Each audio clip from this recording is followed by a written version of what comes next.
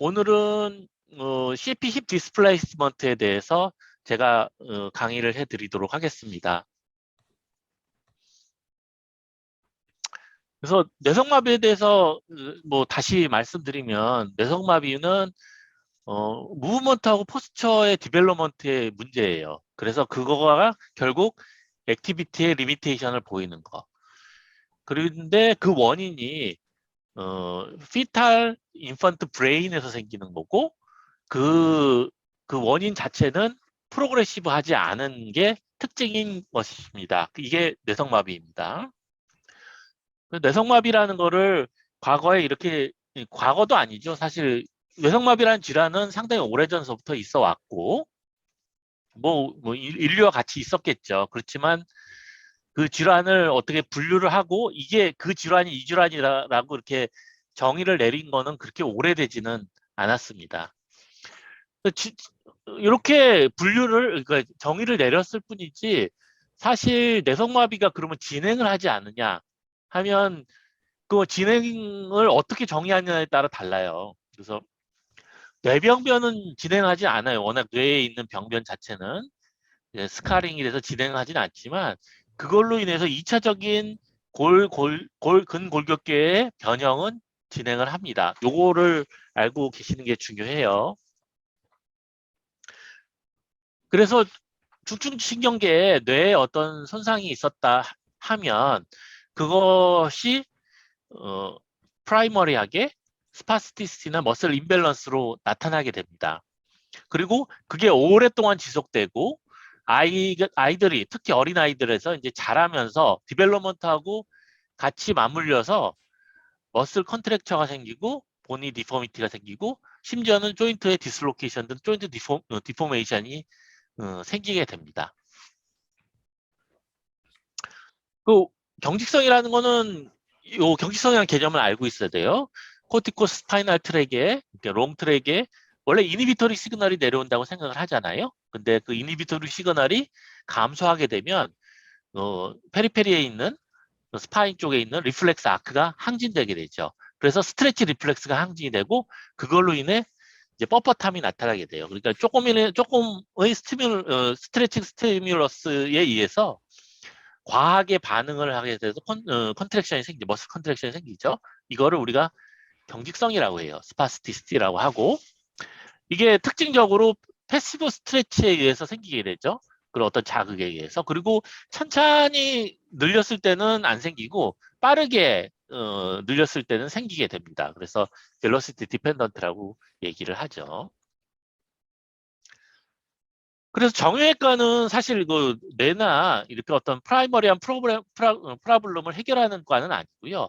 결국 있던 스파스티시나 머슬 임밸런스로 생기는 2차적인 변형을 치료하는 과라고 생각을 하면 돼요. 그래서 경직성이 생기고 그러면 환자의 보행 능력에 문제가 있을 수 있죠. 그럼 보행 능력을 향상시키는 수술을 생각을 할 수가 있고 고관절이 탈구가 되는 아이들도 있어요. 그래서 굉장히 어, 그 심한 아이들 같은 경우, 자꾸 잘 일어서지 못하는 아이들 같은 경우는 고관절이 탈구가 되는 경우가 꽤 있어요. 그런 경우 고관절 재건 수술을 할 수가 있고 척추 측만이 생기는 사람들한테 척추 측만을 곧게 만들어줄 수도 있고 그리고 손의 헤미플레지아 같은 경우 손의 기능을 향상시킬 수 있습니다.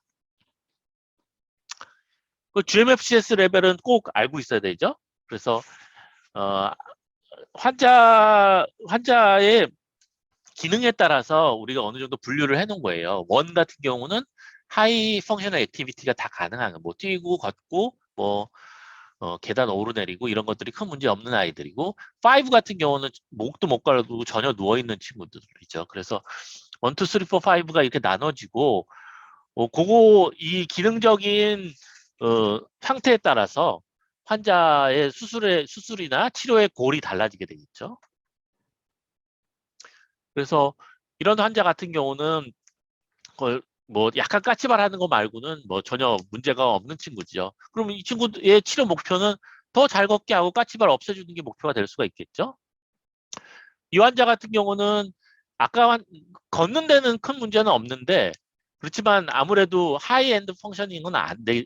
뭐 뛰거나 뭐 여러 가지 뭐 점프를 한다든지 뭐 이런 액티비티는 좀 쉽지 않은 상태예요. 그래서 이 환자의 목표도 지금보다 걷는 거나 펑션이 더 좋게 해주는 게 목표가 되겠죠. 이 환자 같은 경우는 겨우 걸을 때 예, 이렇게 우리가 받쳐줘야지. 그러니까 걸을 수 있는 어느 정도 걷는 게 가능한 상태, 재활 치료가 가능한 상태예요. 이런 경우는 우리가 좀 더 혼자서 인디펜던트하게 걸을 수 있게 해주는 게 더 목표가 되겠죠. 지금 옆에서 받쳐주고 있지만. 그래서 환자의 상태에 따라서 목표가 달라진다.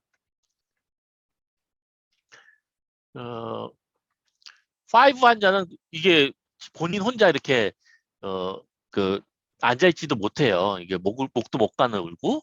근데 이 환자 같은 경우 오른쪽에 고관절이 빠져서 굉장히 통증이 심한 상태예요. 그러면 고관절을 넣어주고 통증을 감소시키는 게 목표가 될 수 있겠죠? 그래서 아까 간략하게 그냥 걷는 걸 좀 좋게 해주는 수술, 걷는 기능을 향상시켜주는 수술을 싱글 이벤트 멀티레벨 서저리라고 해요.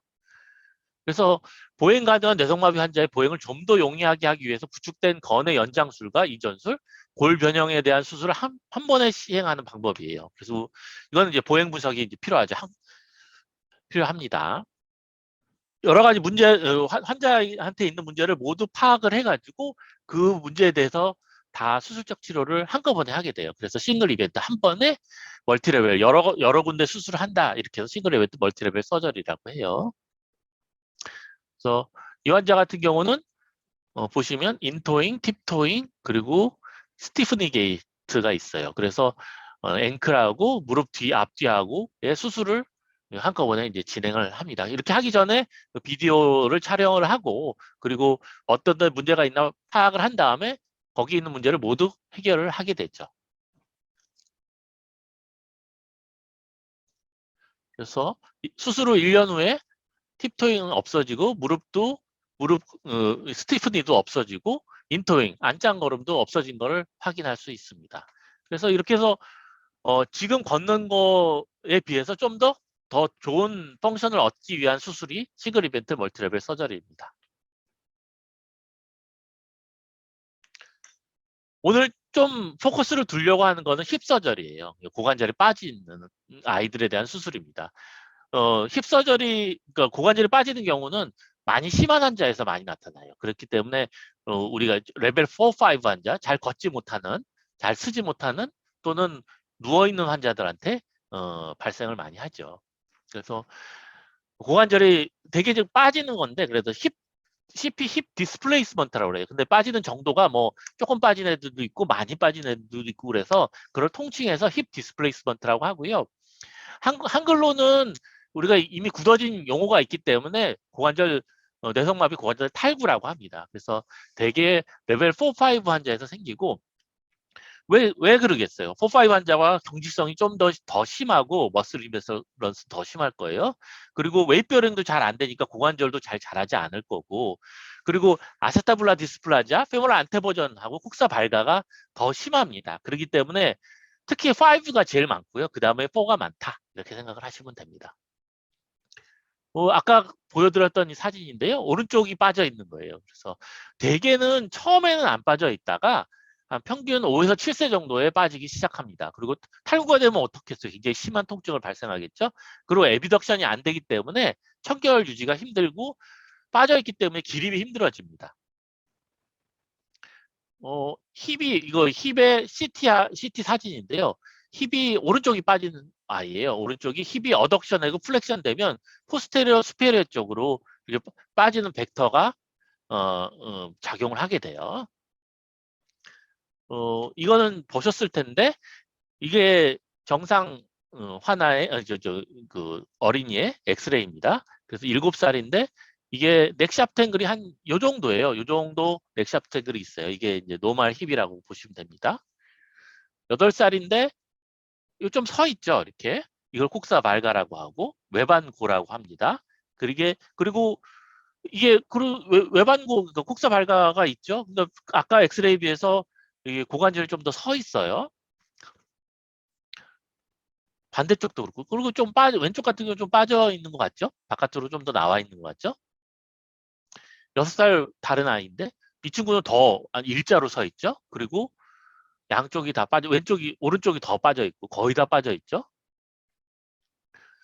보면 우리가 이거를 의사들끼리 소통을 하기 위해서 아까 뭐 조금 빠졌다, 좀 더 빠졌다, 많이 빠졌다 이렇게 얘기할 수는 없잖아요. 그렇기 때문에 숫자로 얘기를 해주려고 이런 지표를 만듭니다. 그래서 지표를 여기 그러니까 헤드의 사이즈를 분모로 하고 분자를 아스타블론 마진에서 이렇게 나와 있는 정도를 분자로 해요. 그래서 B분의 A라고 하고 이거를 마이그레이션 퍼센티지라고 해요. 그래서 이 정도는 한 20% 되겠죠? 그러니까 정상은 30% 미만이다. 그리고 빠지면 빠질수록 퍼센트가 늘어나고 100%가 되면 다 빠진 게 되겠죠. 그래서 마이크로시프트 이 환자는 100%다. 그러면 고관절이 빠졌다. 이렇게 얘기하는 거나 마찬가지가 되겠죠.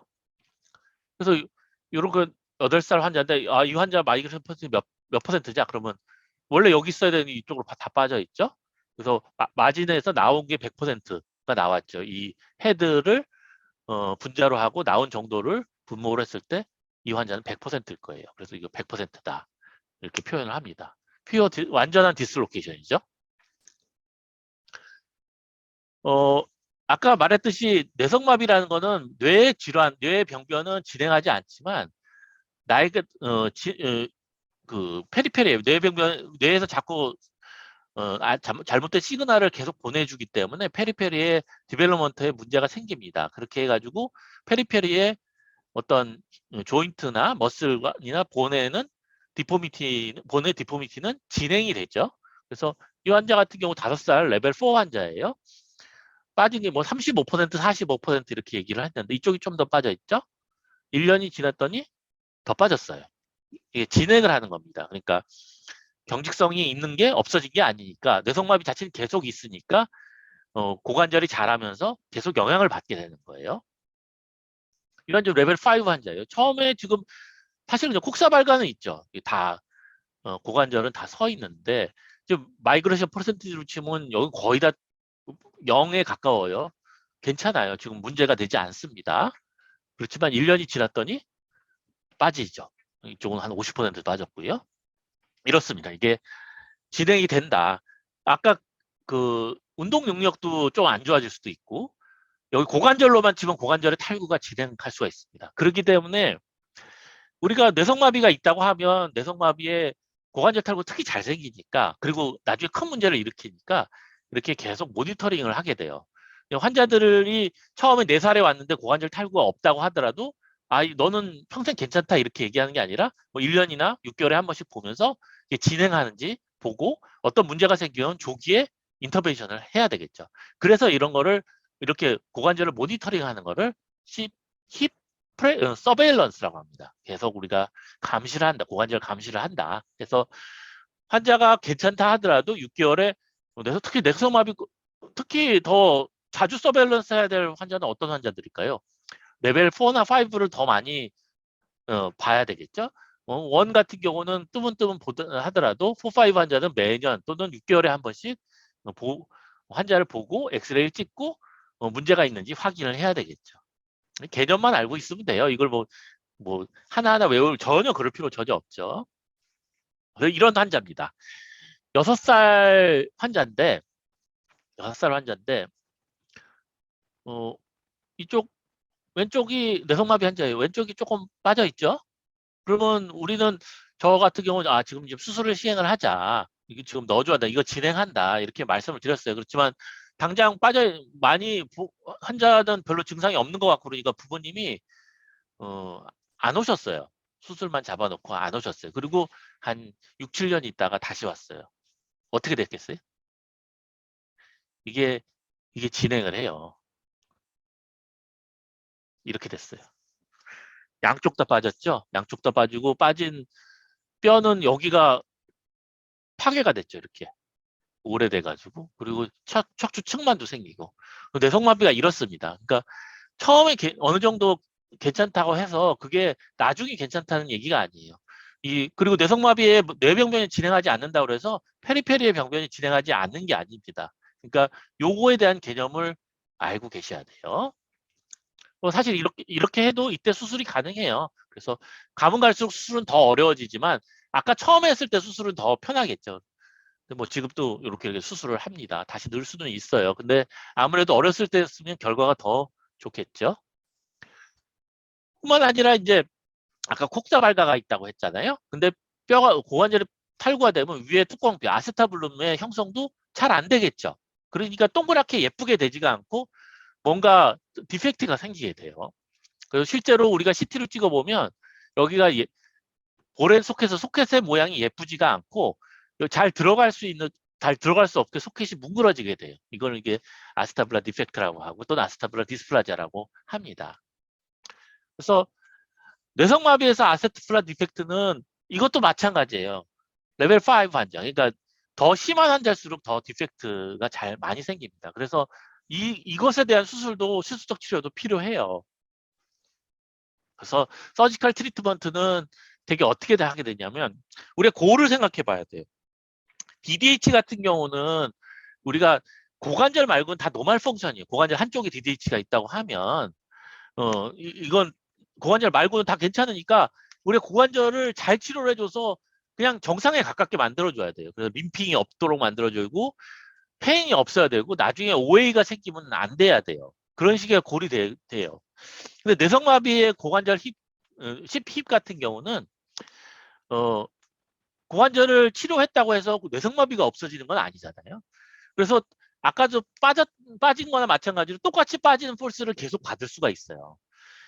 그리고 이 고관절을 치료를 하는 게 극심한 통증을 막기 위해서고 그리고 에비덕션 등 이렇게 잘 돼가지고 케어 기빙이 잘 될 수 있게 하고 아까도 말씀드렸듯이 다시 빠질 수 있기 때문에 이 리커를 방지하는 목적으로 수술을 좀 해야 될 필요가 있습니다. 그게 무슨 소리냐 하면 좀 더 어그레시브하게 하게 돼요, 수술을.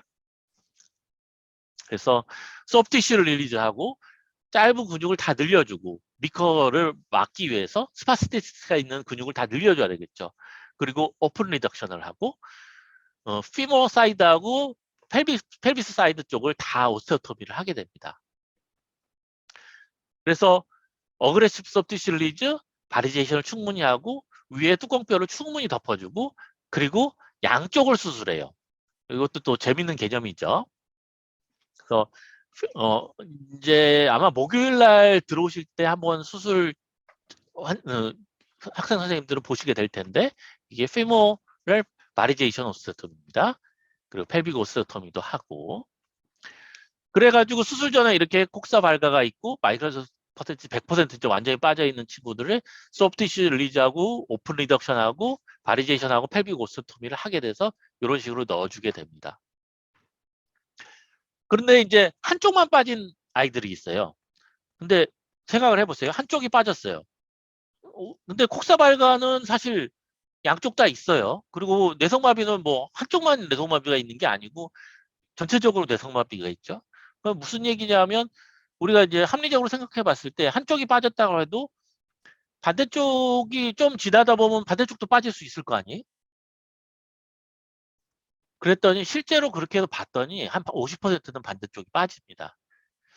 그래서 우리가 그러면 그럼 반대쪽이 빠질 수 있으니까 미리 수술을 할 수도 있을 거 아니에요. 하면 어차피 수술 한 번에 하는데. 그래서 그럴 경우 우리가 결정하기가 쉽지 않기 때문에 이럴 경우에 결정 분석이라는 걸 한번 해봅니다. 그게 뭐냐 하면 이런 거와 같아요. 그러니까 우리가 1,000만 원이 있다. 1,000만 원이 있다. 돈이 1,000만 원이 있다. 그러면 우리가 은행에 예금을 할 수가 있잖아요. 그러면 1,000만 원 가지고 은행 예금하면 1%니까 1년 있다가는 1,010만 원이 되겠죠. 근데 어떤 사람은 이걸 가지고 강원랜드 가가지고 도박을 할 수도 있을 거예요. 그러면 대박이 날 수도 있고 완전히 쪽박을 찰 수도 있겠죠. 근데 만약에 우리가 퍼센티지를 알고 있다고 생각을 해보세요. 강원랜드 갔을 때 30%는 대박이 나서 2배가 되고 뭐 70%는 쪽박이 나서 다 돈을 다 잃는다. 뭐 이런 식으로 해가지고 어, 확률하고 기대값을 알 수 있다고 하면 그걸 계산을 해볼 수 있겠죠. 은행에서 했을 때 기대치하고 1년 후 기대치하고 강원랜드 갔을 때 1년 후 기대치를 계산을 해볼 수 있겠죠. 그래서 그 기대치를 비교를 하게 되면 어떤 게 더 좋은지 우리가 인사이트를 얻을 수 있고 그쪽으로 치료를 할 수 있을 거 아니에요?